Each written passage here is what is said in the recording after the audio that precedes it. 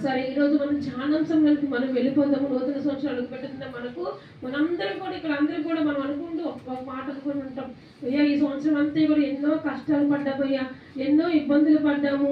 ఈ నూతన సంవత్సరం అయినా సరే మా జీవితంలో ఒక మార్పు రావాలి, మా కుటుంబంలో ఒక మార్పు రావాలి, మా బిడ్డల జీవితంలో ఒక మార్పు రావాలి, మా సంఘంలో ఒక మార్పు రావాలంటూ మనందరం కూడా దేవుని సన్నిధిలో ఎదురు చూస్తూ నూతన సంవత్సరానికి మనము అడుగు పెడుతున్నాం. అవునా కదా? ఆశ అయితే పడుతున్నాం, మరి ఆశ తీర్చుకోవాలిగా. ఆశ తీరాలనంటే దేవుడు మాత్రమే ఆ కార్యం అనేది చేయగలుగుతారు. అవునా కాదా? మనందరికీ కోరికలు ఆశలు ఉంటాయి, కానీ అవి మనం పొందుకోవాలంటే దానికి తగ్గ కష్టం ఉంటేనే మనము పొందుకోగలుగుతాం. అవునా కదా? చిన్నపిల్లవాడు చిన్నప్పుడు నేను కలెక్టర్ అయిపోవాలనుకున్నాడు, వాడు వెంటనే అయిపోగలుగుతాడా? దానికి తగ్గట్టుగా వాడు కష్టపడితేనే ఆ సమయానికి ఆ రీతిగా వాళ్ళు నిలబడగలుగుతారు. అవునా? ఇక్కడ కూర్చున్న మనందరం కూడా కొన్ని ఆశలతో, దేవుడు ఈ నూతన సంవత్సరం మా జీవితంలో ఈ కార్యం చేయాలి, ఈ నూతన సంవత్సరం మా కుటుంబంలో ఈ కార్యం చేయాలని ఎన్నో ఆశలతో మనం ఈరోజు సంఘంలో మనము ఎదురు చూస్తూ మనం నూతన సంవత్సరం అడుగు పెట్టబోతున్నాం. మరి దేవుడు మన కోరిక తీర్చాలన్నా, ఆశ తీర్చాలన్నా దేవుడు ఏమై ఉండాలి? మనకి తోడై ఉండాలి. ఏమై ఉండాలి? తోడై ఉండాలి. అవును కదా? దేవుడు మనకు తోడుగా ఉంటేనే మన జీవితంలో దేవుడు మనకు కార్యం అనేది చూడగలుగుతాం. అవునా? మనకు ఎన్నోసార్లు మన జీవితంలో ఇక మా వల్ల కాదు, ఇక మేము చెయ్యలేము, ఇక మేము ముందుకు వెళ్ళలేము అన్న సందర్భాలు ఎన్నో మన జీవితంలో ఉండే ఉంటాయి. అవునా కదా? ఇక అయిపోయింది, ఇక మనం ఇక మన చేతులు దాటిపోయారు, ఇక మన వల్ల కాదు అన్న సందర్భాల్లో కూడా ఎన్నో మన జీవితంలో జరిగి ఉండొచ్చు. కానీ ఆ సమయంలో కూడా దేవుడు మనకి తోడై ఉంటే కనుక మన జీవితంలో దేవుడు ఎన్నో అద్భుత కార్యాలు అనేవి జరిగిస్తాడని దేవుని వాక్యం సెలవిస్తుంది. అటువంటి సందర్భంలో బైబిల్ గ్రంథంలో ఒక వ్యక్తి మనకు కనిపిస్తాడు. ఎవరు అనగా యెహోషువ. ఎవరంట? యెహోషువ. యెహోషువ ఇశ్రాయేలు ప్రజలను నడిపించేటప్పుడు మోషేకి సహాయకుడిగా ఉండేవాడు. మోషే చనిపోయిన తర్వాత ఇక ఇశ్రాయేలు ప్రజలు నడిపించే వాళ్ళు ఎవరూ లేరు, ఇక మాకు నాయకుడు లేడు, ఇక మేము ముందుకు వెళ్ళడానికి మాకు అవకాశం లేదు అని వాళ్ళు నిరుత్సాహపడే టైంలో దేవుడు అక్కడ మాట్లాడడం అనేది జరుగుతుంది. అవును కదా? మాకు నాయకుడు లేకుండా మేము ఎలా మా ప్రాంతానికి, మా గురి ఎత్తుకు, మా కానాను ప్రాంతం మేము ఎలా చేరగలుగుతాము అన్న ఆలోచన వాళ్ళు కలిగినప్పుడు దేవుడు వారి మధ్యలో ఎవరితో మాట్లాడతాడంట? యెహోషువతో దేవుడు మాట్లాడతాడు. ఏం మాట్లాడుతాడో చూడండి. యెహోషువ గ్రంథము 1వ అధ్యాయము 5వ వచనం చూడండి.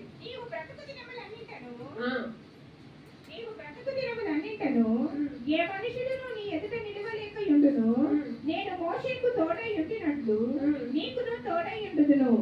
నిన్ను విడువను, నిన్ను ఎడబాయను. నిబ్బరము కలిగి ధైర్యముగా నుండుము.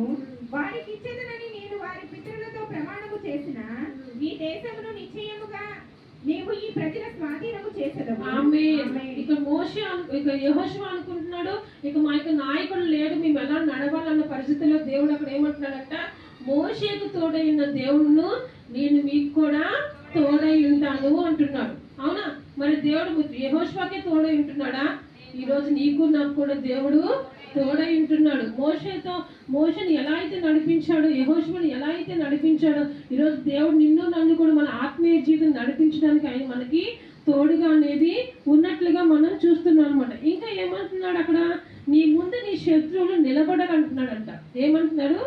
నీ ముందు నీ శత్రువులు నిలబడరు అన్నాడు. ఇంకా నీవు అడుగు పెట్టే ప్రతి స్థలము కూడా దేవుడు నీకు ఇస్తాను అంటున్నాడు. ఆ వచనాలు మనం చదివితే అవి అక్కడ కనిపిస్తాయి. నీవు ఏం మాట్లాడుతున్నావు? దేవుడా, నీ ముందు ఏ శత్రువు నీకు నిలబడడు, నీకు నేను తోడై ఉంటాను, నీవు అడుగు పెట్టే ప్రతి స్థలము కూడా నేను నీకు ఇస్తానని దేవుడు యెహోషువతో మాట్లాడుతున్నట్లుగా మనం చూస్తున్నాం అనమాట. ఈ నూతన సంవత్సరం అడుగుపెట్టి మనందరితో కూడా దేవుడు మాట్లాడుతున్నాడు. ఇంతవరకు నువ్వు భయపడుతున్నావేమో, నీకు ఎవరు లేడనుకుంటున్నావేమో, నిన్ను మనుషులకు చెప్పుకుంటే హేళన చేస్తారు. అవునా కదా? మనకి ఏదైనా సమస్య వచ్చిందంటే అన్నదమ్ములకు చెప్పుకున్నా, అక్క చెల్లెలకు చెప్పుకున్నా, ఎంతవరకు కొంతవరకు వీళ్ళు ఎప్పుడు ఇంతేలే, వీళ్ళ బ్రతికి ఇంతేలే అంటే వాళ్ళు ఏం చేస్తారు? మనల్ని ఓదార్చినా వెనుక వాళ్ళని హేళన అనేది చేస్తాడు. కానీ నిన్ను కన్నా తండ్రి, నిన్ను కొన్న తండ్రి ఏం చేస్తాడంట? ఎల్లప్పుడూ కూడా నీకు తోడై అనేది ఉంటానని దేవుని వాక్యం అనేది సెలవిస్తున్నట్టుగా మనము చూస్తున్నాం అనమాట.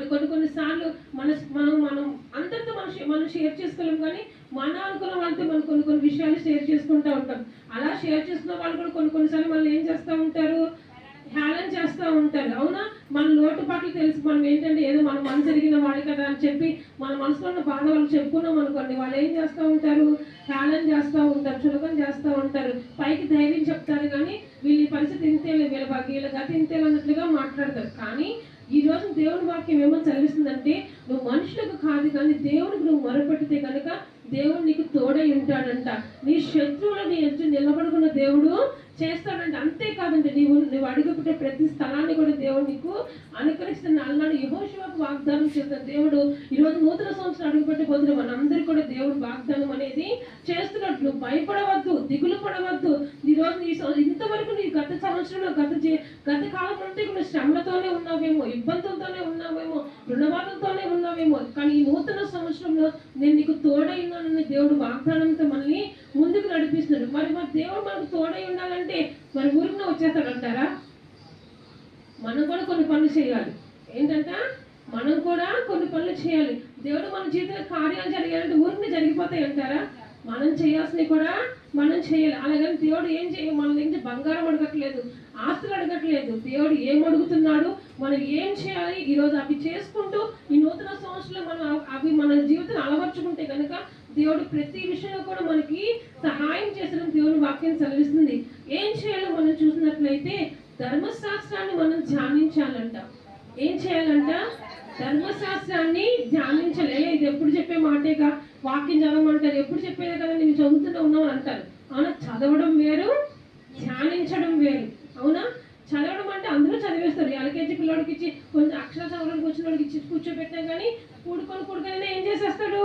చదివేస్తాడు. కానీ ధ్యానించడం అంటే అందులో ఉన్న ఆ వాక్యం చదివామంటే ఆ వాక్యం నీ జీవితంలో నువ్వు ధ్యానం చేస్తూ అలవర్చుకుంటూ ఇది నా జీవితానికి ఏ విధంగా వర్తిస్తుంది, శ్రమ వచ్చినప్పుడు అది నాకు ఎలా ఆదరణ కలిగిస్తుంది, నేను కష్టంలో ఉన్నప్పుడు అది నాకు ఎలా తోడుగా ఉంటుందని మనము దాన్ని ధ్యానం చేసుకోవాలంటే. వాక్యం చదివేస్తే అందరూ చదివేస్తాం. అవునా? మహోన్నత నివసించేవాడు దేవుడు తోడు నన్ను తన రెక్క చెట్టు మనం కాపాడుతాడని మనం అంటాం. కానీ శ్రమ వచ్చినప్పుడు ఇబ్బంది ఆ వాక్యం మనకు గుర్తొస్తుందా? గుర్తురాదు. అవునా? ధ్యానం చేస్తే ఏమవుతుందంట? నేను పలానా వాక్యాన్ని చదివాను కాబట్టి దేవుడు నాకు శ్రమలో నాకు తోడై ఉంటానన్నాడు, కష్టంలో నాకు తోడై ఉంటాడు కాబట్టి దేవుడు నాకు తోడుగా ఉంటాడు మాట నీకు ఎప్పుడు జ్ఞాపకం వస్తుంది? ధ్యానం చేసినప్పుడు, వాక్యాన్ని నువ్వు ధ్యానం చేసినప్పుడు, అర్థం చేసుకున్నప్పుడు, దాని లోతు నువ్వు అనుభవించినప్పుడు నీకు ఆ వాక్యం అనేది జ్ఞాపకం వస్తుందని దేవుని వాక్యం సెలవిస్తుంది. ఈరోజు నూతన సంవత్సరం అడుగుపెట్టే దేవుడు మనందరూ కూడా దేవుడు ఒక ఆయుధాన్ని ఇచ్చి ముందుకు నడిపిస్తాడు. ఏంటి ఆయుధం అంటే? దేవుని వాక్యమే. మోషే కాలంలో, ధర్మశాస్త్రం రాయని కాలంలో మోషేకి దేవుడు ఏం సహాయంగా ఇచ్చాడు? గెస్ చేయండి. మోషేకి తోడుగా దేవుడు ఏమి ఇచ్చాడు? మోషేని ఆ యొక్క వండుచున్న అగ్ని పొదలో మాట్లాడేటప్పుడు మోషేకి దేవుడు ఒక ఆయుధాన్ని ఇస్తాడు. ఏంటది? కర్ర. అవునా? అప్పటి కాలంలో ధర్మశాస్త్రం ఇంకా రాయలా. అతను ధర్మశాస్త్రం రాసిందే మోషే. కానీ మోషేకి దేవుడు ఏం మాట్లాడుతుందంటే ఈ కర్రను తోడుగా తీసుకెళ్ళమంటాడు. అవునా? ఆ కర్రను తోడుగా తీసుకొని మోషే ఎక్కడికి వెళ్ళాడంట? ఐగుప్తు దేశానికి వెళ్ళాడు. ఎక్కడికి వెళ్ళాడు? ఐగుప్తు దేశానికి వెళ్ళాడు. ఐగుప్తు లోకానికి సాదృశ్యంగా ఉంది. మోషే దేనికి భయపడి పారిపోయి వచ్చాడు? ఐగుప్తుకి భయపడి ఏమైపోయాడు? హెబ్రోను చంపేశాడు. ఎవరికైనా తెలిస్తే మళ్ళీ నన్ను హింసిస్తారా అని చెప్పి ఐగుప్తు నుంచి పారిపోయి దూరంగా వచ్చేసాడు. కానీ దేవుడు మళ్ళీ ఏమంటున్నాడు? ఏ ఐగుప్తుకి భయపడి పారిపోయాడు అదే ఐగుప్తుకి వెళ్ళమంటున్నాడు. మరి ఎలా వెళ్ళమంటున్నాడు? ఆ ఆయుధాన్ని దేవుడు ఇచ్చి, దేవుడు తోడుగా నీకు తోడైనానని చెప్పి పంపించినట్లుగా మనం చూస్తూ ఉన్నాం అన్నమాట. మరి ఆ కర్రతో ఐగుప్తు దేశం అడుగుపెట్టిన మోషే విజయాన్ని సాధించాడా లేదా?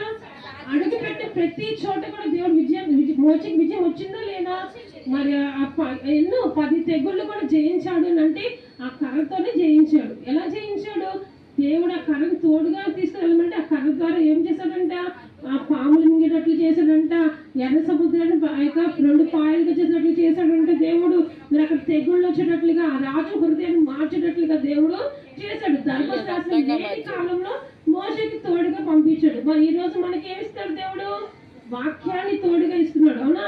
వాక్యాన్ని మనకి తోడుగా ఇచ్చి నూతన సంవత్సరంలో అడుగు పెట్టమంటున్నాడు. ఈ వాక్యం తోడుగా ఉండడం అంటే అర్థం ఏంటి? అదొక ఆయుధమే మనకి. వాక్యం మనకి ఏంటి? ఆయుధమే. నువ్వు శ్రమలో ఉన్నప్పుడు యుద్ధం లాంటిది. యుద్ధం చేసేటప్పుడు ఈ 2 అంచుల ఖడ్గాన్ని నువ్వు వాడగలిగితే కనుక దేవుని నీ జీవితంలో ప్రతి సమస్య నుంచి కూడా నీకు విడుదల అనేది కలుగు చేసుకుంటూ ఆయనకు అసాధ్యం ఏంటంటే ఏదైనా ఉందంటారా? ఆకాశం ఆయన సింహాసనం అంట, భూమి ఆయన పాదపీఠం అంట. నువ్వు ఆయనకు దాచిపెట్టాలన్నా నువ్వు ఏది కూడా దాచిపెట్టలేమని దేవుని వాక్యం చదివిస్తుంది. ఆయన కన్ను దృష్టి ఏం చేస్తుందంట? లోకమంతా సంచరిస్తుందంట.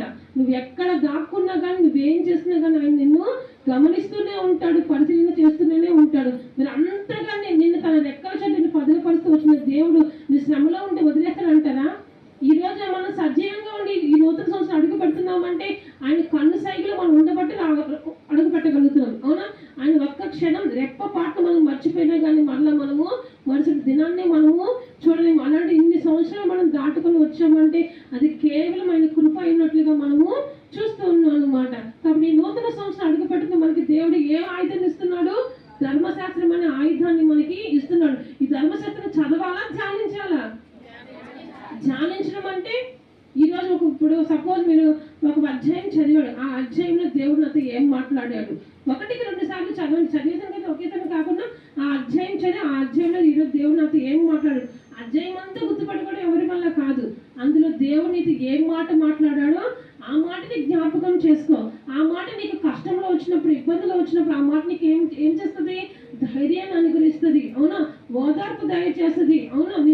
నువ్వు ఇంకా నా వల్ల కాదు అన్న సమయంలో కూడా ఆ వాక్యం మనకి ముందుకు అనేది నడిపిస్తున్నట్లుగా మనం చూస్తున్నాం అనమాట. దావీదు విషయంలో కూడా మరి దావీదు గొల్లియాతును చంపేటప్పుడు దేన్ని ఆధారం చేసుకున్నాడు? ఆయుధాలను చేసుకున్నాడా?